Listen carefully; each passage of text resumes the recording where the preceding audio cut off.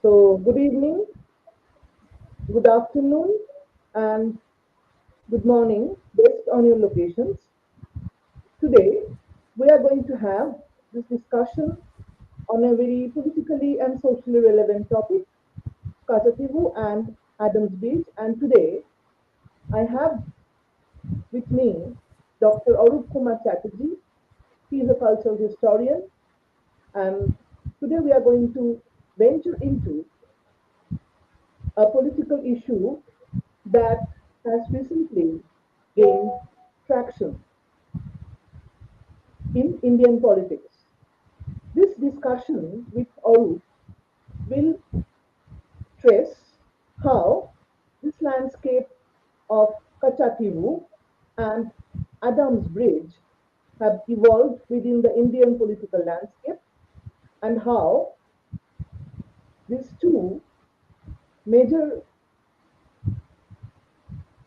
geographical entities have reshaped the politics and cultural ties of modern India. So, without further ado, let me introduce you to Dr. Chatterji.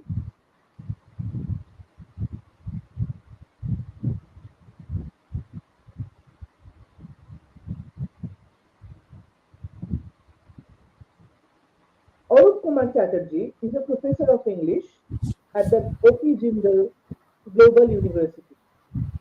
He began his career as a freelance journalist at the Telegraph India. In 2014, he was a recipient of the prestigious Charles Wallace Fellowship in the United Kingdom.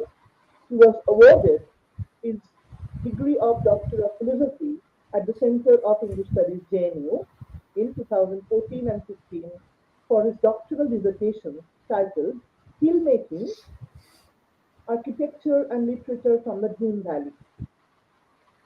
Between 2011 and 2018, Arup was the chief editor of Khaldun International Journal of Travel Writing and Traveling Cultures, which he founded in September 2011.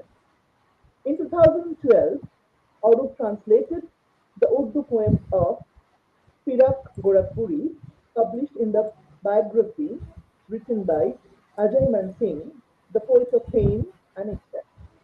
He is also the author of the widely reviewed and acclaimed books like Purveyors of Destiny, a cultural biography of the Indian Railways, which was published by Bloomsbury, and later it was revised and updated as what is now a bestseller, The Great Indian Railways, which is again a pioneering book on the Indian Railways.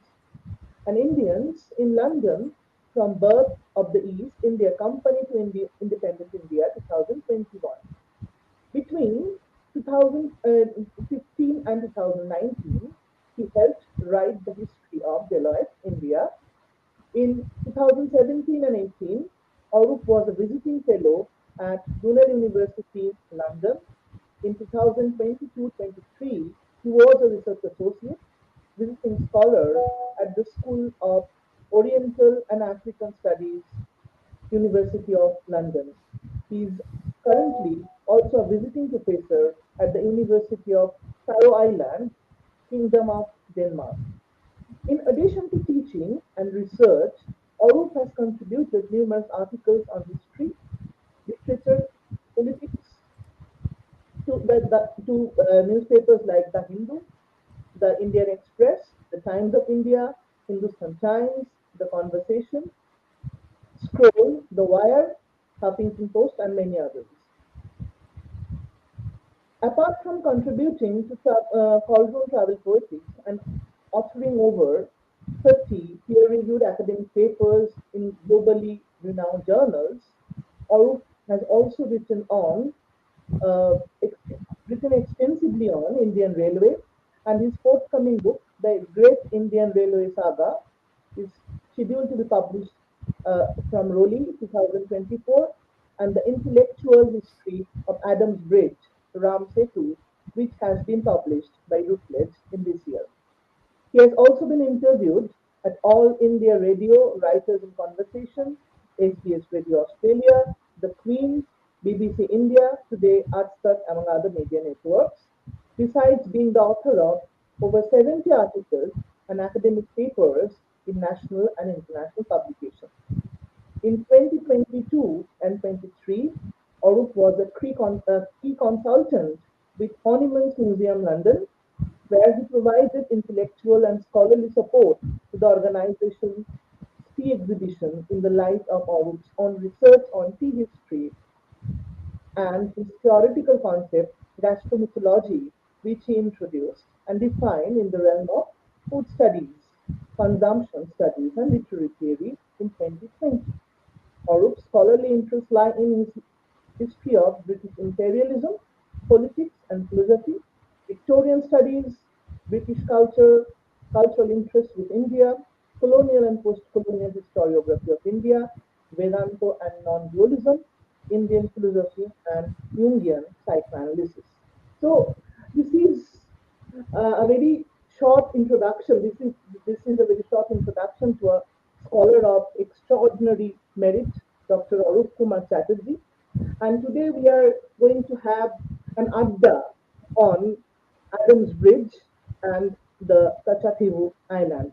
So, Arup, from your biography, from the bio note that I got from you, it's there that you are a student of literature, but your interests have navigated fields like cultural studies, landscape studies, railway studies, and so on. So, when you started thinking about this topic, Adams Bridge or Katchatheevu Island, what actually propelled you to work on these landscape studies, and what were the motivational factors that uh, that push you to explore boundaries beyond the literary disciplinary realms? So this is if you could tell me briefly about it. First of all, Shubham, thank you so much for being there and for agreeing to do this. I think it was mutual from the word go. It Something like this struck both of us. It would not be unfair to say. I'm hoping, and I think you've chosen a wonderful label. I'm instantly reminded of Dipesh Chakraborty and provincializing Europe when you call this Nadda, and I was instantly reminded of Bankim Chandra Chatterji and Dipesh Chakraborty's Chakraborty's writings on that. Education for modernity, right? Amit Chaudhuri and so on. So maybe we'll come to those areas as well in today's conversation. Why not? But yes, I think one of the premier motivations for me was to not necessarily have to break boundaries, but to acknowledge the fact that these boundaries were not sacrosanct in my imagination to begin with. You described me, or maybe reluctantly, I don't know, as an English scholar, a scholar of or a student of English literature. Now, I've never really ceased to be a student of English literature, but I don't really see a distinction between what we consider literary studies and what someone else might consider a history of philosophy or a history of science or a history of technology and so on, because thankfully my supervisors, my professors, perhaps never stopped me from crossing these boundaries, and perhaps thankfully I never really could train myself very well in these boundaries. So it was not rigid to begin with. These boundaries were indeed fluid. My experience of being deeply influenced by the writings of someone like Ruskin Bond, also Rudyard Kipling, led me to explore the hill stations, because I was obviously I was beginning to feel very conscious of certain biases that, a certain spectrum of Indian society had been conditioned in from a very early age, and we tend to read Kipling and many authors of his time, maybe even Foster, unproblematically. So when I started reading Ruskin Bond and authors of his time, his contemporaries, in hopefully a mature, under the mature supervision of my professors, it struck me that there were multiple layers of meaning, of identity, of cultural biases, cultural concentrations of power, and absences of power.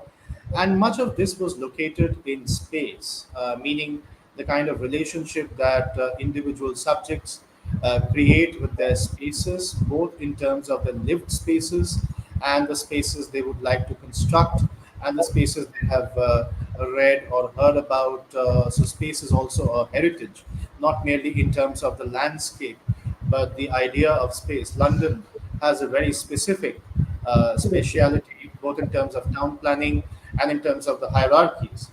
Calcutta has a very special spatiality.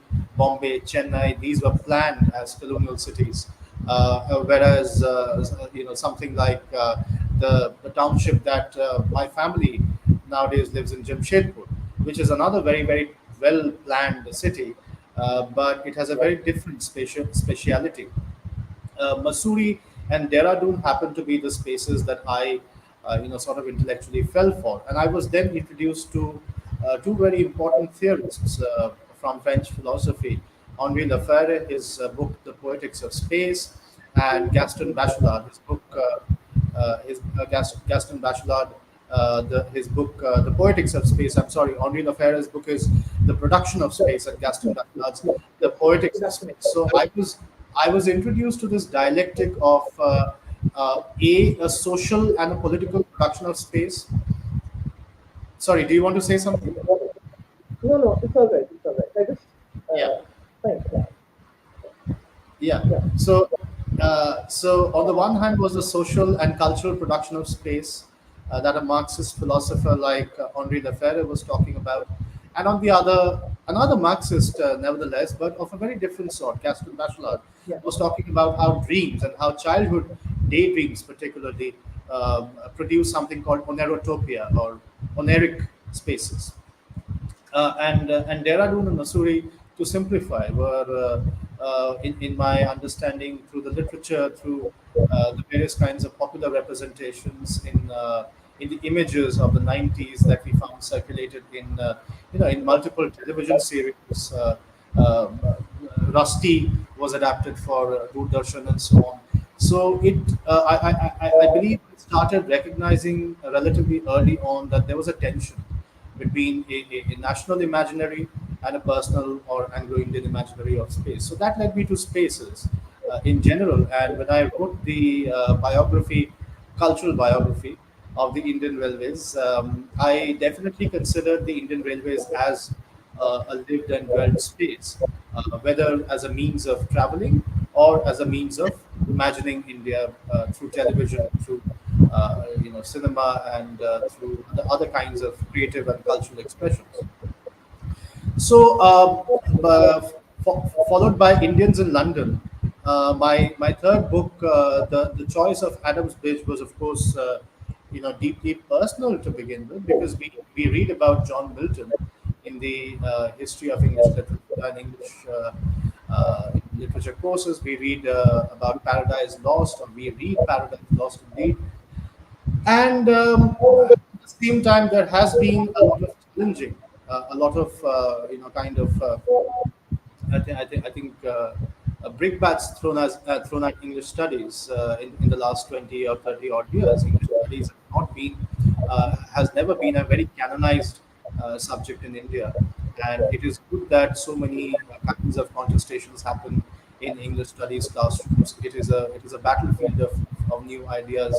So the same old triumvirate of Adam, Eve, and Satan, I think, was a little too old for us, and we were never really interested in it. At the same time, we were also tired of Shakespeare, it seemed, but Bengal had been adapting Milton and Shakespeare since the 18th century. So it was time that a different kind of a story in terms of historiography had to be told. We were also seeing protests unfold in India for the last 30 odd years regarding the historicity, the veracity, the cultural importance of Lord Ram. And many of these narratives, which are dominated either by religion or a secular rationality following European Enlightenment, were becoming somewhat old for us. So I felt like it was time to delve back into to go back into the archives and find out what people have been saying about a space like Adams Bridge or Ram Setu, respectively known as Ram Setu, a space which is very different from the Indian Railways and London. The Indian Railways is something that for a layman takes you from one place to the other. London is something which most of us never will be able to travel to, or even if we do, it would be largely in imagination, even if we happen to be geographically located in London, because of the dual colonized and decolonized situation that so many of us come from in the global south. We are always living in imaginary London, even when we step foot on that city.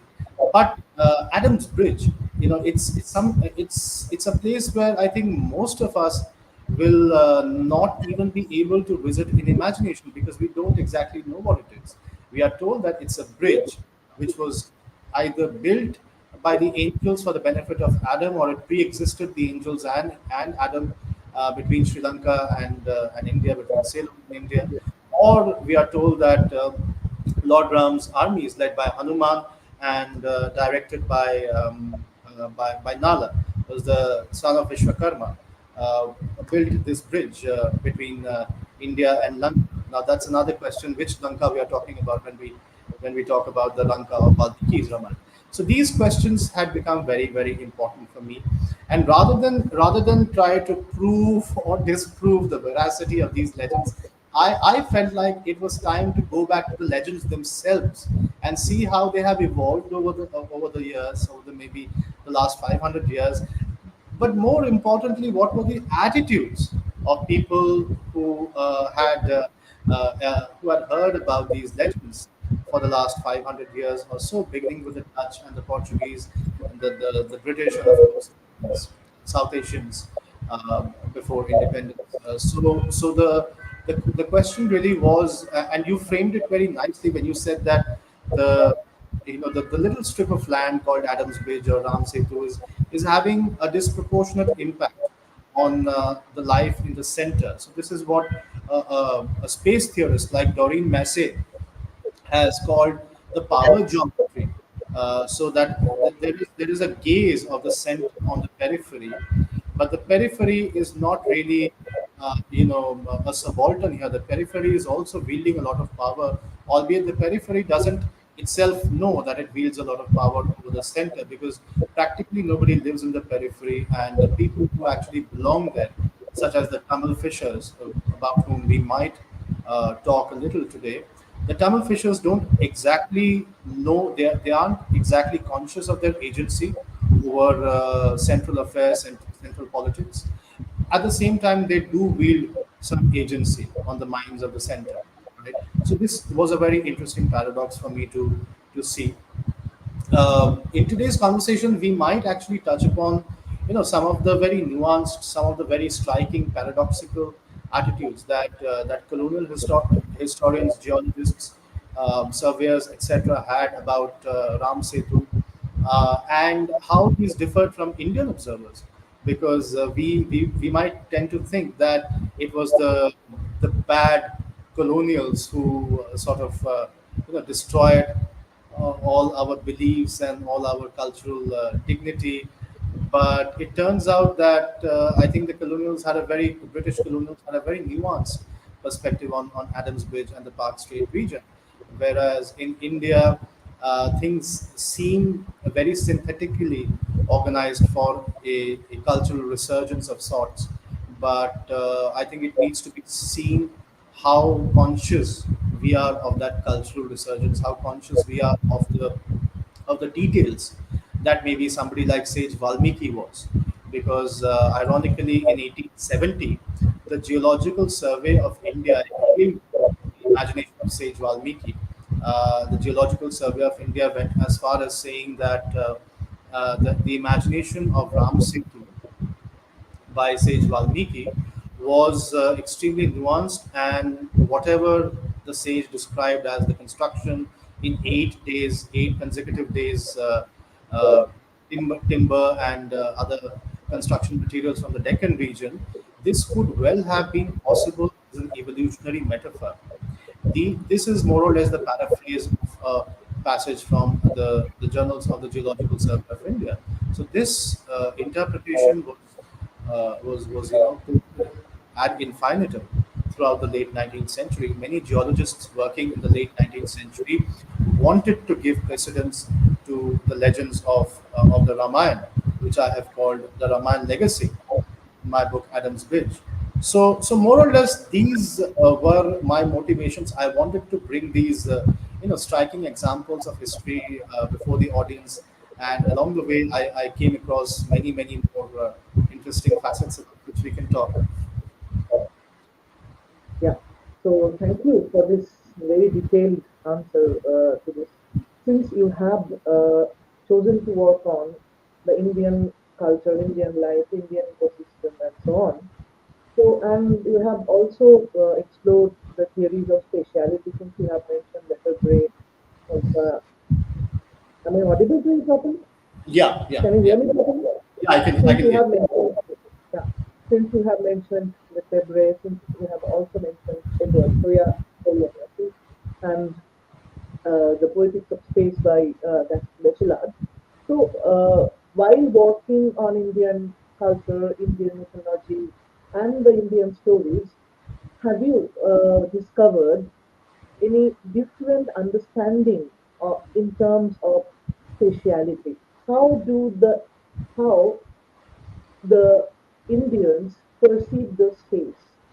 Is there any difference in their perception of space from the Westerners, or it's all the same? Since you have talked about spatiality, so this is something that I'm a little bit of curious to know whether you have found any uh, any difference in the representation of spatiality in Indian culture, Indian literature, and Indian mythologies. So I'm not please. sure if what I have to say will answer your question really, because I wasn't looking into ancient Indian theories of space at all. I was not, No, for actually, example, from the text that you have gone through, the text that you have already looked yeah, into, yeah. whether a different idea of space comes in. Let me answer it in a different way. Like I said, I haven't really looked into alternative Indian theories of space at all. But what really struck me was since the 19th century, Indians were, and particularly in the 20th century, I think Indian Vedic scholars, and I might name here Paramasiva Iyer, who publishes a very important book in 1940. But there are several other scholars as well, who are conscious of determining the geographicality, the if we can ascertain some kind of a geographical identity of India from the Ramayana legacy, from particularly Valmiki Ramayana. Now, such efforts were being made, especially after the first or the second generation of English educated Indian elites passed out of the presidency universities.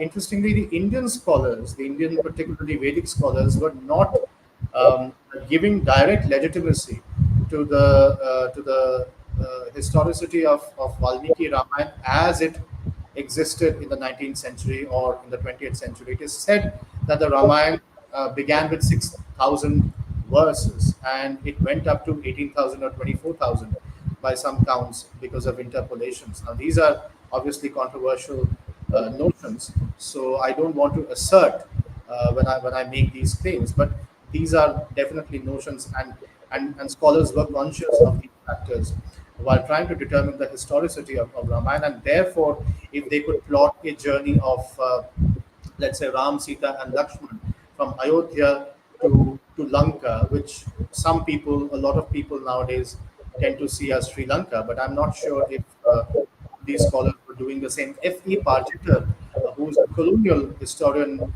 by contrast, or other colonial historians of the 19th century and early 20th century, however, gave exact veridicality to the Ramayana legacy. They were more interested in not trying to look into the geographical nuances, whether there have been geological evolutions, whether the courses of rivers have changed, whether the sea has changed its direction, and so on.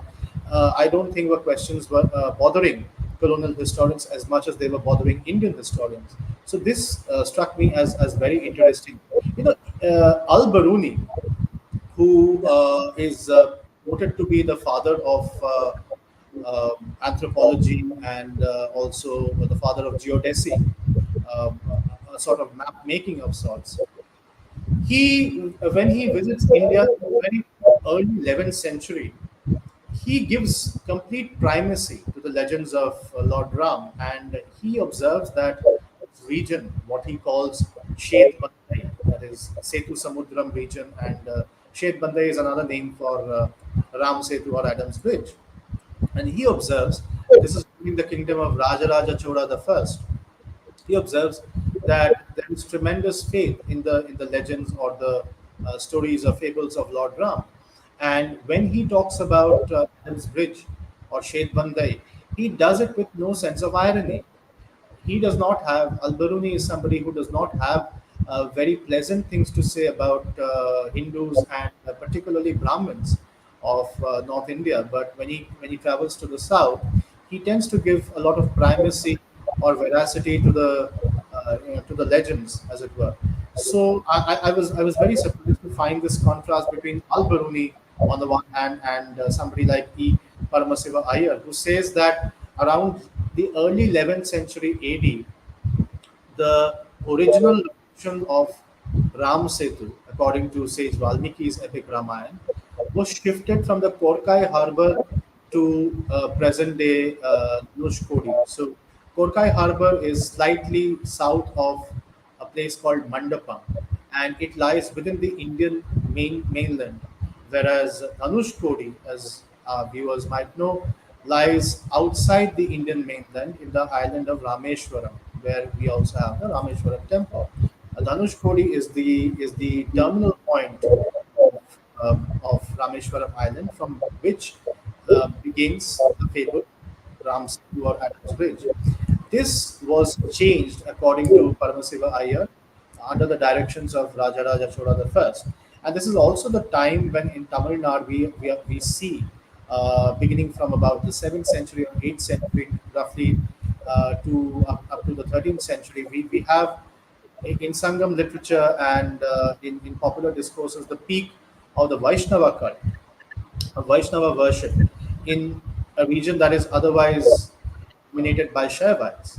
So, again, your question was on theories of space, but I've tried to turn that into an empirical direction, and there's a big difference. If you take Albert, quote unquote Western scholar, then clearly he seems to have much more faith in the veracity of Anush Kodi being the starting point of Ram Setu.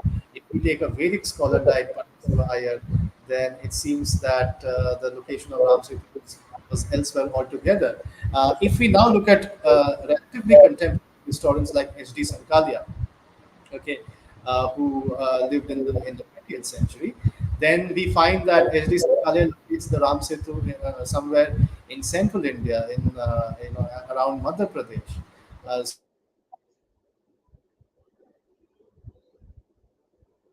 Hello, hello,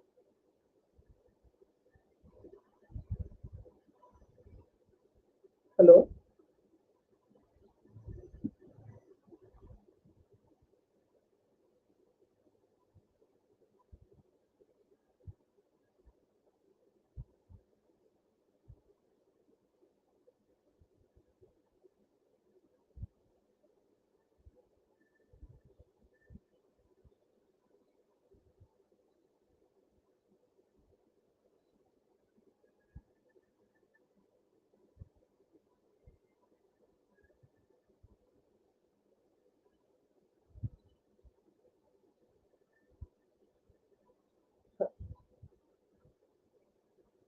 Okay, okay. ठीक है. Okay.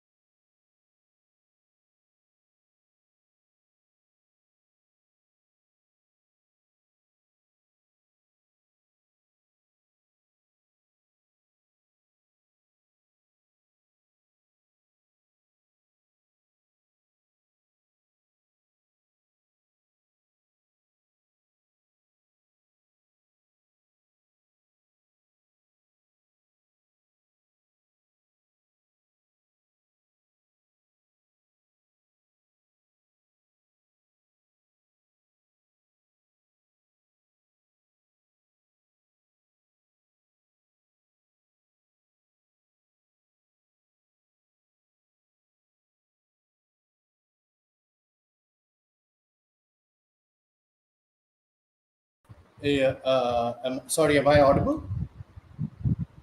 Yes, you are. No problem. Okay, I'm so sorry. No, no, it's all right. It's all right. But I think your connection is not stable.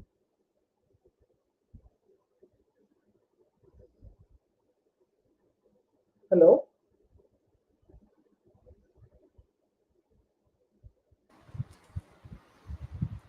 I think I'm back. Am I? Yeah. So, Yeah. yeah. Okay, please. Okay, so as I was saying, I mean, you asked a fantastic question, and that can be thought about on multiple levels. But thankfully, that is actually also deeply relevant to the history at hand, because this strange irony can't be explained very easily. Why Indian, and particularly Indian historians, are looking at the legends of Ram Setu very differently than quote unquote Western historians or Western commentators, who seem to have had a lot more sympathy, a lot more credibility allotted to the legends of Lord Ram, whereas it is Indians who have been quite skeptical. So, why do you think this, the reason behind this duality? So why the Indians are so skeptical and the Western historians are looking at the Ram Setu with so much of wonder, so much of belief, certitude, and so on. So what could be the reason behind this? So is it because of the colonial modernity, the colonial hangover, or it's something not something entirely different from this? No, What could be your interpretation? well, for a start, the Ramayana legacy has multiple kinds of Yeah, voices. So it has, apart from Jain and Buddhist versions, and even Muslim there are many Ramayana. versions, which by the way are sold in Pakistan as we speak. So let us not forget that. But if we only focus on the quote unquote Hindu versions, we have plenty of them besides Valmiki Raman and Tulsidasa's Yeah, Ramcharitmanas. Ramcharitmanas very interestingly mentions the Ram Setu, but does not actually describe it. So there is, contrary to popular perception, there isn't actually an episode of the same kind that we have in Valmiki Ramayana. But there exists one very important episode in Kamban Ramayana, Ramavtaram, which is the Tamil version written in the 12th century AD. So, because of these multiple versions, then there is the Kritivash version in Bengal. So, because of these multiple versions of the Ramayana, I think there is an inherent, inevitable, very natural propensity to disagree on certain episodes of the Ramayana among Indian audiences, and this disagreement is not necessarily of an aggressive nature. These disagreements are rather the involuntary. People have been conditioned disagreement into different narrative present. There is no one grand narrative that is because of these multiple versions, multiple Ramayanas existing in India, in the South Asia. So it's because of this grand narrative was not built, and that's why the belief in the idea of Ram Setu uh, or Adam's Bridge was not nurtured properly because of its multiplicity, the multiplicity in Indian culture, multiplicity South Asian culture, and the multiple interpretations of Ramayana. That's right, if I'm understanding you correctly. That is absolutely true. This, however, can be this, however, this theory, however, can be uh, challenged in terms of this being largely an urban construct. So the legends of the Ramayana and the legend of Ram Setu is not merely the monopoly of people who can read the Ramayana, but it extends to people who see the natural feature, if you want to call it that, or the fabled bridge as a lived reality, such as the fisher folk of the Pamban region. Now, in Pamban, very interestingly, Hindus, Christians, and Muslims all refer to Adam's Bridge as Ram Setu, and they all in unison, while they don't say Jai Shri Ram in those many words, they say something else. Okay, so again there's a power cut, but I'm glad I'm still hopefully audible to you. So they say They call it as Ram Setu, and they continue to believe in the veracity of Lord Lord Ram's army having built that bridge. Their version is very, very different because their version has been handed down to them by the Setupatis. The Setupatis were the rulers of the Ramnad region, Ramnad, which is the district in which Rameshwaram is located. It begins roughly from Mandapam and goes up to Dhanushkodi. Once upon a time, it extended as far as Sri Lanka.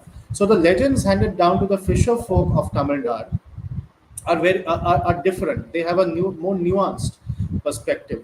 They have a more naturalistic perspective on Adams Bridge or Ram Setu. So this could be another reason why Indians have had disagreements. Now I'm going to tell you a third possible reason, and this concerns two Bengalis, which I hope does not become controversial. One is Sri Ramakrishna, and another is Sri Aurobindo, who you will well recognize from your own doctoral dissertation, because I think viewers should know that your doctoral dissertation is on Sri Aurobindo and his poetry and performance. Now, beginning with Sri Ramakrishna, you will find that in Master Moshai's transcription of the Gospel of Sri Ramakrishna or Kathamrita, there's a section which I've cited in my as one of the epigraphs to my book, where Sri Ramakrishna reportedly says something very, very interesting and funny and potentially controversial. He says that look at Lord Ram. He is the son of God, but even he has to build a bridge. And now look at Hanuman. He's not the son of God. He is a devotee of Lord Ram, and he needs no bridge. He simply needs faith. So it is a very tongue-in-cheek way of, in a very innocent, in a very non-violent, non-aggressive way, subverting the legend of the Setu. For somebody, the Setu is important. For another person or another species, other than Homo sapiens, the Setu is not important at all. Sri Aurobindo, coming to him now, according to H.D. Sankalia, Sri Aurobindo actually never reportedly believed in the historicity of Lord Ram. Somebody like Sri Aurobindo probably believed in Lord Ram as a state of the mind or a state of human consciousness. Yeah. However, I have to reiterate the place where I have written about this in my book. I also give a few caveats, and it's important to understand those caveats. Number one, this is reported by H.D. Sankalia, so we don't exactly know what were the exact words of Sri Aurobindo. And second, Sri Aurobindo had a different conception of history, and I have given that in the introductory passages of my book.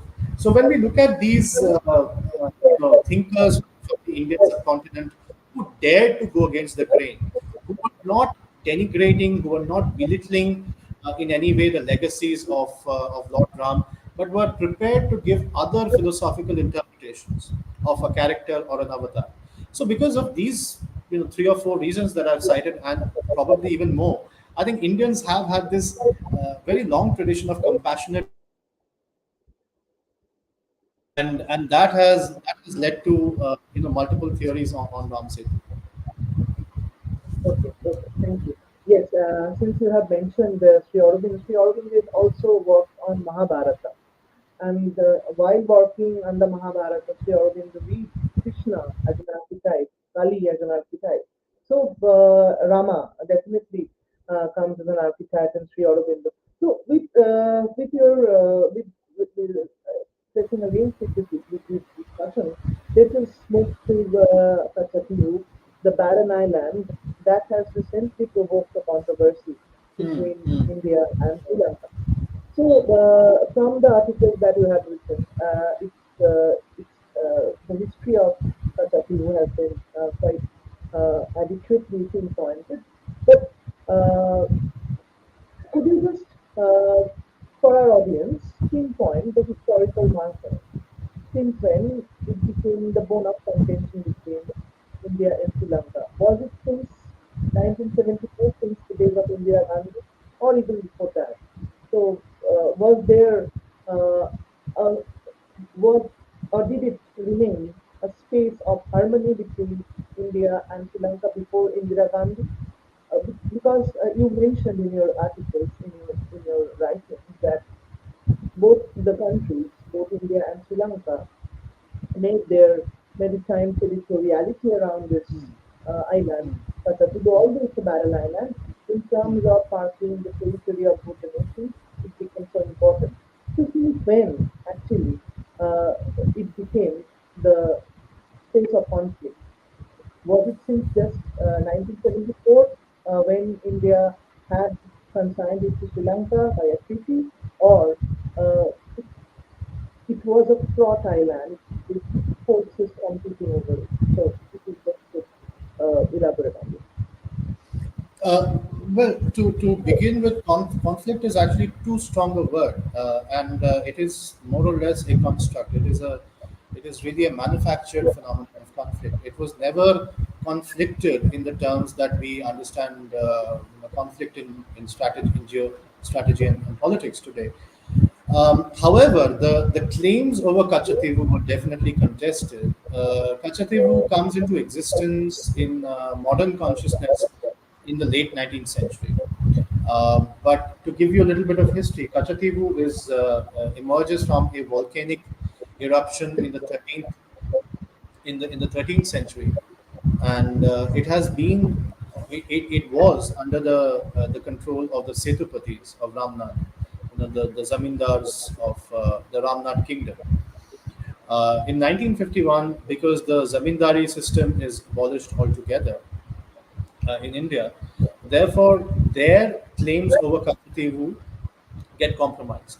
But multiple other events have occurred in the interim between the 13th, 14th century and 1951.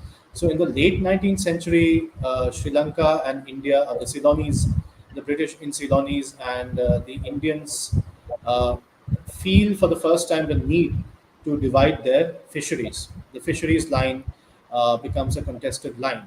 And this contestation continues till the 1920s. In 1921, the Ceylonese and Indian administrations meet and they imagine an ad hoc fisheries line passing 3 miles west of Katchatheevu. So 3 miles west of Katchatheevu means that India or the British Indian citizens can fish or exploit other marine resources up to 3 miles west of Katchatheevu, and whatever lies on the east belongs to the Ceylonese territory. Okay, so this begins to be imagined as Ceylonese territory. So whatever lies east of Katchatheevu henceforward begins to be imagined as Ceylonese territory by the Ceylonese people, by the Lankans, which is why after beginning with 1950s, Ceylon, it seems, has started to imagine Katchatheevu as a Ceylonese territory in independent Ceylon. Although India has never ceded control over Katchatheevu, India has not officially ceded Katchatheevu, but it does not matter to India because Katchatheevu is irrelevant. Practically, it is irrelevant even today, so to speak. Although there have been incidents in the last 20 years, which I'll come to briefly, but definitely in the 1950s, Katchatheevu is irrelevant because in 1956, there is a committee appointed by Jawaharlal Nehru called the Mudaliar Committee, which is appointed to gauge the the dredgeability of Adams Bridge. They are trying to create in the 1950s. They are trying to create a navigable passage between India and Sri Lanka, and the Mudaliar Committee proposes that the median line, which is like I said, 3 miles west of Katchatheevu, is the perfect. It is the perfect position for an imagined sort of division between India and Sri Lanka, and we cannot dredge Adams Bridge for multiple reasons. One of them being that the median line passes very close to Adams Bridge. There are other environmental reasons. There are also, as you would understand today, religious sensitivities. But this is one of the reasons. Katchatheevu being practically a Sri Lankan or Ceylonese territory is not a matter of concern to India, and it is not of great political concern, definitely, throughout the 50s and the 60s. No consternation is shown. Nobody is really worried until maybe 1968, when because territories have been awarded to Bangladesh and neighbor, another neighbor of India, Sri Lanka also gets enthused. So then Ceylon and Prime Minister Bandula Naike gets enthused, and they begin to seek Katchatheevu because they believe that Katchatheevu has petroleum resources. But more or less, it's a self-esteem issue. So they are seeking Katchatheevu since 1968. After the Bangladeshi War of Liberation in 71, the Indian administration needs Sri Lanka on its side very desperately in the United Nations, and South Asia itself needs to be united, particularly around in and around the Indian Ocean, because of a heavy concentration of Russian and American naval powers, naval fleets in the Indian Ocean. So, because the Indian Ocean needs to be declared as a safe zone, India needs to placate the Sri Lankan citizens, especially Tamil citizens in Sri Lanka who've been living there for 2,000 years. But more importantly, we are also talking about the colonial Tamils who live there as indentured laborers who work in the tea plantations. And these Tamils are particularly getting persecuted under the independent Lankan regime, which is Sinhala dominated. So giving Katchatheevu is a goodwill gesture. Technically, an error occurs, on the part of the Indian administration, and this is protested in the parliament by uh, by the leaders of the Dravida Munnetra Kadakam party, the Tamil party DMK, and it is also protested by uh, our Prime Minister, late Shri Atal Bihari Vajpayee, who was then, an opposition member. But the protests were of a slightly different nature. Their protest was not actually about, if I go to the speeches of the protesters, the opposers, it seems as if the protests were more in the nature of why Katchatheevu was given away without parliamentary consensus. The protests are not so much about, in my interpretation, the giving away of Katchatheevu itself. Now I'll come to some legal understanding of the matter. Katchatheevu could not be practically it could not be retained by India in the 1970s because in 1974, the same year that this island is given away to Sri Lanka, the United Nations approves the United Nations Convention on the Law of the Sea, which has particular statutes on what are the historic waters, what are the marine waters, the marine territories of various states. And according to that, India will have control of up to 12 nautical miles. India will have control of marine territory of up to 12 nautical miles, and Katchatheevu lies outside of 12 nautical miles from the Indian mainland. So if I take a distance of 12 nautical miles from some place like Mandapam, which is the last place in the Indian mainland, then Katchatheevu exceeds 12 nautical miles. From Dhanushkodi, obviously, it is within 12 nautical miles, but according to the United Nations Convention on the Law of the Sea, I can't count from Dhanushkodi. So in any case, legally speaking, it was going to belong to Sri Lanka one way or another. If Sri Lanka had approached the International Tribunal for the Law of the Sea, that is, but they did not have to because it was settled between the two territories, between the two states, as a goodwill gesture. It's a different thing that Sri Lanka is forward, particularly during and after the ethnic war, the civil war, discontinued to acknowledge India's goodwill gesture. So this has become a challenge. But Katchatheevu is still not a conflict between India and Sri Lanka. I think it is more of a lack of consensus between the two states.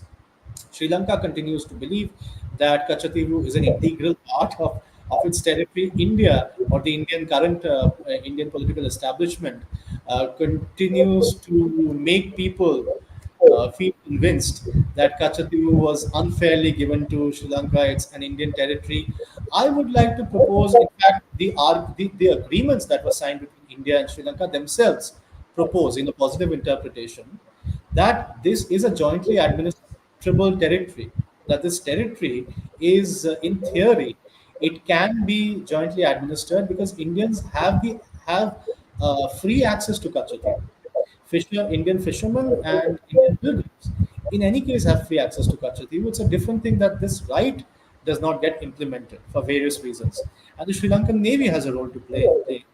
So this is where we connect back to the production of space, because the kind of space that Katchatheevu is now acquiring in our imagination is largely dominated by the political discourse. But Katchatheevu is a very interesting space because A, it is shared by India and Sri Lanka based on the agreements. B, it is part of the ancient Tamil country.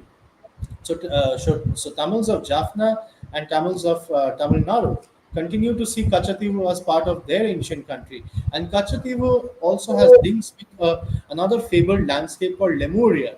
Lemuria is something that Sumati Ramaswamy has written about. So maybe viewers can read her book published in 2004, Lemuria, the lost land of Lemuria, published by University of Chicago Press. So Katchatheevu also has links with that ancient drowned, lost continent of Lemuria. So there are multiple versions of Katchatheevu that can exist, not just one, and this is where Doreen Massey's concept of the power geometry of spaces comes back into the picture. You know. Yeah. So, since you have, it's brilliant that the way you have put the historical legacy of the women. So, let me ask you a very different kind of a question about the political economy of this state. So, since both the nations, India and Sri Lanka, consider us the issue right now part of Sri Lanka, but both the nations consider it to be the integral part of the nation. And after India's India's consignment of it to Sri Lanka, Indians are quite angry over it that it was not done taking the parliamentary consensus into consideration. So, what was at stake in terms of the political economy of this state? So, economically, does Sri Lanka get any dividends from this state, or had India not given it to Sri Lanka in 1974, it would have been very different for the Indian economy. It would have contributed to Indian economic growth. So, if you kindly say a few words about it, how the Well, political economy, the political geometry has evolved around this state. so Katchatheevu is, on the one hand, it can be seen as a MacGuffin. If I can quote from Slavoj Žižek, it's like a coffee without cream or coffee without milk like situation. So do you want, so Katchatheevu is more of that imaginary time bomb of an Alfred Hitchcock movie, which practically does not which theoretically does not exist, but practically it is of great consequence. So, Katchatheevu has tremendous strategic value. It has tremendous political capital, but it is only a 285-acre land with one church called the Saint Anthony's Church, and which was one of the factors how the territorial proprietorship of Katchatheevu was decided back in the 1920s. Anyhow, um, the island is significant from the perspective of both Sri Lankan and Indian Tamils. I've said it was, and it continues to be a place where fishers can dry their nets. And Katchatheevu, the island is a landmark. It is because of its geography, its location aids the cultivation of shrimps.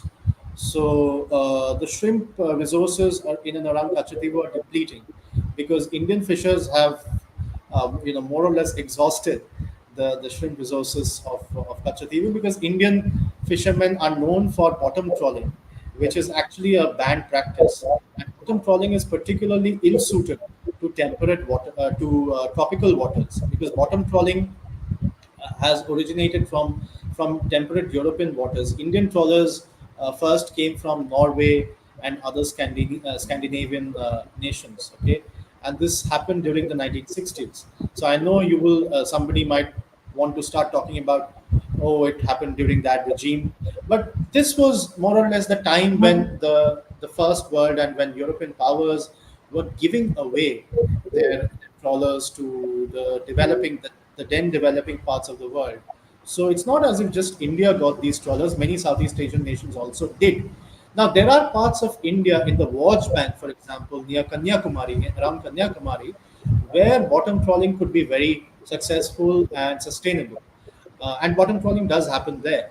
But the Adams Bridge region, extending till up to Jaffna, is no, Talaimanna and Jaffna is not very well suited for bottom trawling. And the fisher folk rightly therefore see Katchatheevu as an important marine landmark for their professional needs, as well as a psychogeographical landmark, because the giving away of Katchatheevu, while not of much geographical or territorial consequence to India, in the psychogeography of the Tamil fisher, it has acquired tremendous nostalgic value. Also because the Tamil politicians, since at least the 1970s, have tended to keep the story of Katchatheevu as a national treasure. Sorry.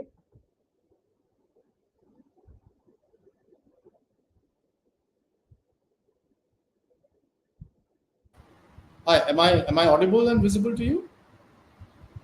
Yeah, absolutely. Actually, the storm is there's a cowboy shaki, so that is causing some So, problem. Sorry.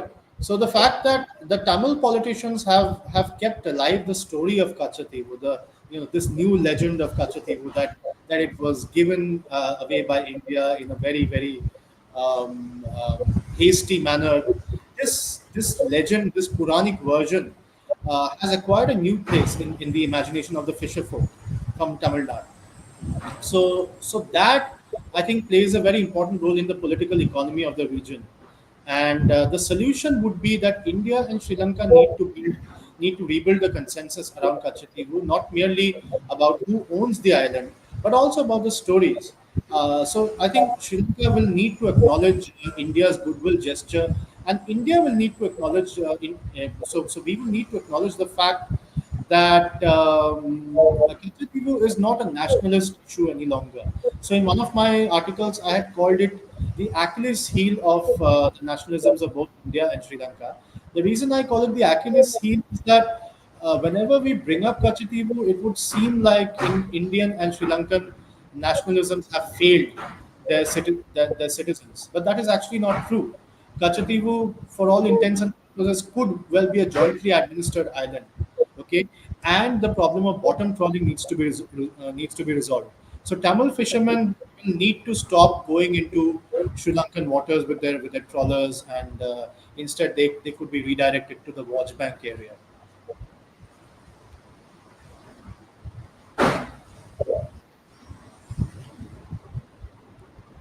yeah. Great, I think so.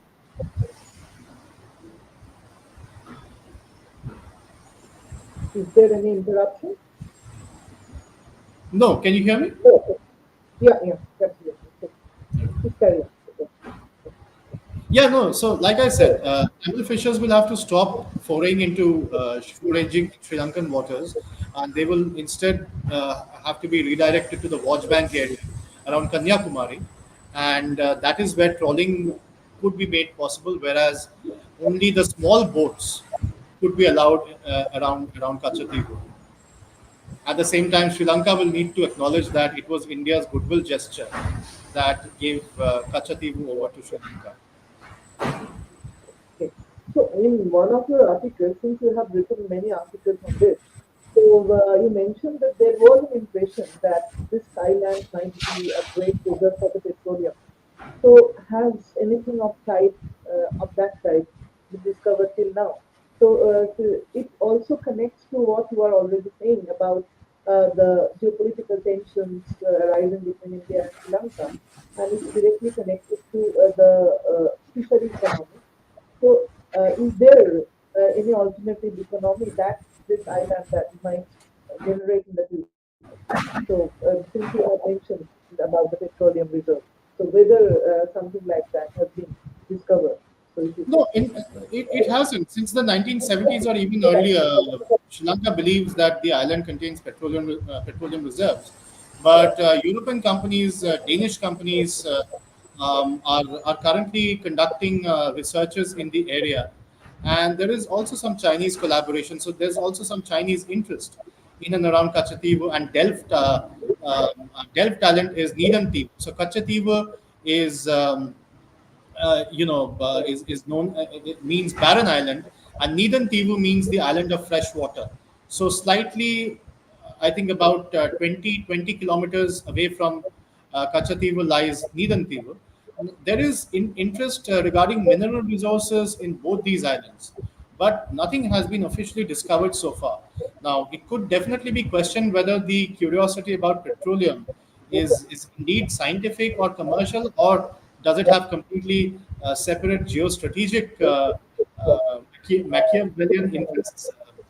So it could very well be a pretext to gain some sort of control over Katchatheevu. That is a valid question to ask.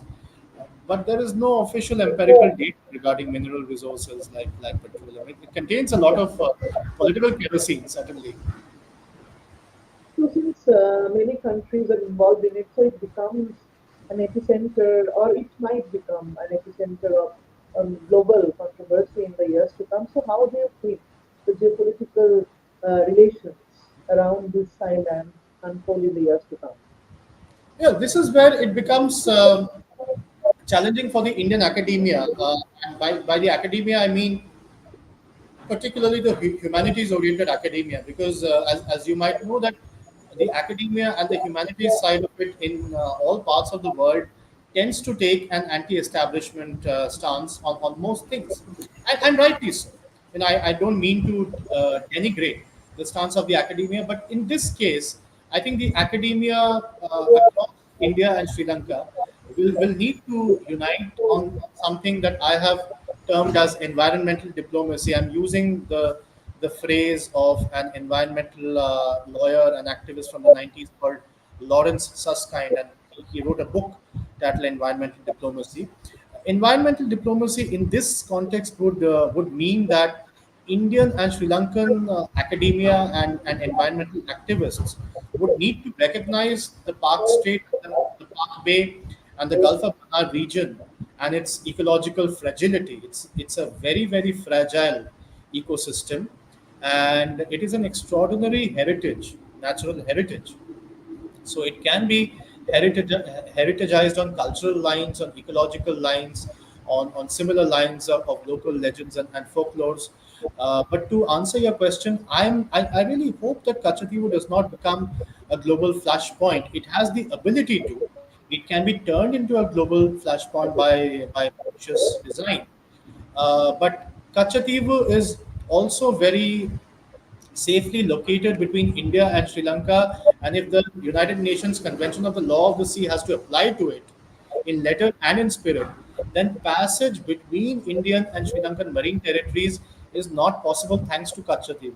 So we ought to be, in the current scenario, grateful that Katchatheevu is within the political territory of Sri Lanka, because if it was in the Indian territory, so to speak, it could have led to some kind of it could have led to some little strip of the sea accessible to other powers, which currently is not the situation. Now you might argue, well, Sri Lanka can lease its waters, which is the argument of some parts of the current Indian establishment. And what if Sri Lankan marine territory is made accessible to other superpowers? And that is certainly a huge challenge, which is why India and Sri Lanka need to unite on this, not as a nationalistic cause, but as an environmental cause. Because if it is made accessible, let's say hypothetically, to an Asian superpower, military problems of combat, of territorial sovereignty are one thing, and those are certainly a huge issue. But the environment is also going to suffer. So in order to stop the environment from suffering, we do not need to make this a national issue at all. We can use the language, the vocabulary of first world practices, and we can evolve a completely different style of bilateral diplomacy, wherein superpowers could be stopped from accessing these waters. just like for example in the 1970s. Absolutely, absolutely true. But it's very sad, or it's very unfortunate to see that this Katchatheevu issue is now being used as, or now being appropriated by the politicians as for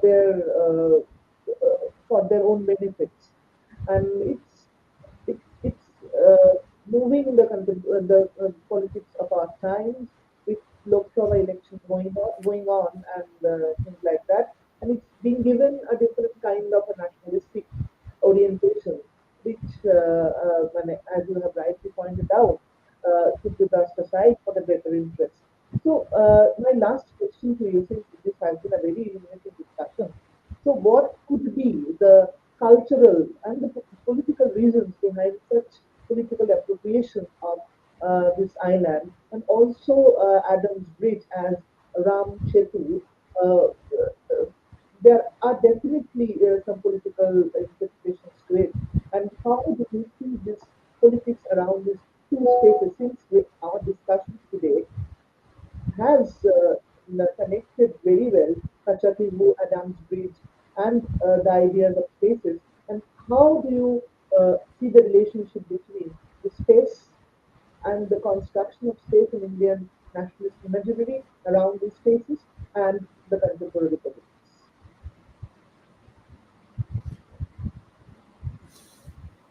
Well, I'm again. That's a very very big question. What it Huh. seems to me is that these are becoming more of memes, and I'm referring to the word meme in the sense that somebody like Richard Dawkins used it. So it's very interesting to see the evolution of Adams Bridge and Katchatheevu themselves as memes, because we don't have documented or archival knowledge about Katchatheevu or Adams Bridge or Ram Setu, so to speak. Uh, and I don't think it's a question of beliefs either anymore. It's more of memes. So instant gratification and instant production of knowledge, and that knowledge also dissolves. Now you might. I don't know whether you how closely you followed the debates around Katchatheevu that were happening 3 or 4 weeks ago. I gave a couple of interviews, and I published a lot of articles, and Yeah. I was seeing some comments predicting that people will stop talking about Katchatheevu very soon. Well, you and I are certainly talking about it, and I intend to continue to talk about it on a philosophical level. I want to bring out more knowledge, more archival findings about that island. But on a political level, I don't think we'll see too much discussion on Katchatheevu any longer. Maybe people were testing the waters. Maybe people were, seeing, just trying to gauge what kind of political traction it has, if at all any. So, on one level, it is sad, but on another level, it was predictable. And I predicted this last year, actually. In fact, I predicted it a few years ago, because I saw that Kachativu has had a history of coming back into public discourse every 4 or 5 years. But dominantly, it was brought back into the discourse by Tamil parties. This time, it was brought back into the discourse by a central party, central Indian political party. So that was surprising to see, but I was not very surprised because I had predicted it. Um, I think it is in one way good because the discursive bloodletting has happened. So I'm not sure if we are going to see a repeat exercise of Kachatiu with the same intensity that we saw it happen this time. And if it occurs, then people will be much better prepared to give counter narratives. But neither side, I'm afraid, is going to win in this regard. Eventually, we will have to resolve our bilateral confusions, and hinge on a singular consensus, a singular narrative. So to end on a lighter vein, if many Indians staunchly believe that Lord Ram was indeed an anthropomorphic god, meaning a human god, which is a contradiction in terms, by the way. So one can either be God or human. But let's say if that is true in some political way, and at the same time, Sri Lankans believe that Ravan is also a god, and they also have plans of proving the historicity and the archaeological veracity from the supposed remains of the Pushpak Viman, which they claim to have found in parts of Jaffna and other areas. So let's say if we are living in these interesting times of post-truth and multiplicity of claims, I think if Lord Ram and Ravan can coexist side by side, certainly the fact that Katchatheevu is jointly administrable, I think is much less of a bargain to settle for, because if our imagination can go to that extent, and if we can be so large-hearted that the potential hero and counter-hero can literally live side by side, then why not India and Sri Lanka jointly administer Katchatheevu? So, like I said, the academia will have recalibrate itself. Now, this kind of a common ground is not acceptable to either the left or the right, and that has become the tragedy of academic life today in India, because you are having to choose sides. But archival records and historical teleology are directing us towards some other direction. They are showing us a central, path as the much better resolution. Thank you so much, Arup, for this wonderful discussion. We learned a lot about the history, about its political trajectory, and also the issues associated with it. Thank you so much. I have no words. Thank you enough for this. So, and hope this discussion on Katchatheevu and Adam's Bridge will enlighten many minds, and many people will join our discussion through YouTube, and it has been streamed live to YouTube, and it will be broadcast as a YouTube video later on as well. We will share it on our social media platforms so that it reaches people, and people might pose their questions, queries to you in the YouTube chat box, and the moment they post them, I will send it to you over via mail or via WhatsApp. Thank you so much again, and be happy. Good night. Thank you. Thank you. I'm grateful to you, Shubham, for your time. It was a wonderful adda, and I hope we take this forward in some form or shape, and maybe extend it to other ideas, and maybe who knows, talk about Sri Aurobindo, which is Absolutely. very close to your heart. So, Absolutely. so I certainly hope Pure we have more Indian, conversations. Indian cricket as well. So, yeah. Great. So Take both care. of us a common uh, love for Saurabh Ganguly, right? So we Yes, that can is correct.